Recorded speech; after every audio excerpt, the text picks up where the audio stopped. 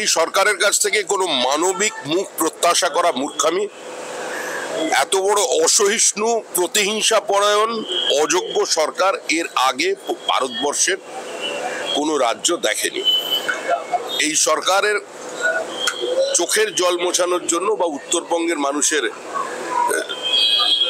জন্য কি করার কোনো প্রচেষ্টা কোনোদিন ছিল না। যেটা ছিল সেটা শুধু প্লেইং টু গ্যালারি আর ঘোষণা সর্বস্ব।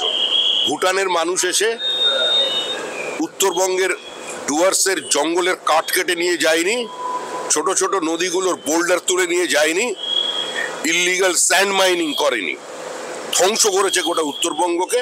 এই সরকারের প্রতি উত্তরবঙ্গের মানুষের কোনো আস্থা নেই।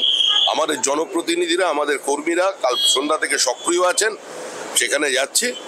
আমরা মানুষের পাশে আছি। প্রধানমন্ত্রী, স্বরাষ্ট্রমন্ত্রী, ত্রিপুরার প্রাক্তন মুখ্যমন্ত্রী বিপ্লব দেব সবাই উত্তরবঙ্গের মানুষের পাশে দাঁড়ানোর জন্য এই দুর্দিনে রাজনীতি না করে, বিভাজন না করে আছে। কেন্দ্রীয় সরকারে যা করার করছে, রাজ্য সরকার যদি মনে করে কেন্দ্র রাজ্য ঐক্যবদ্ধভাবে আজকে এই মানুষগুলোর পাশে দাঁড়াবে, তারা দাঁড়াতে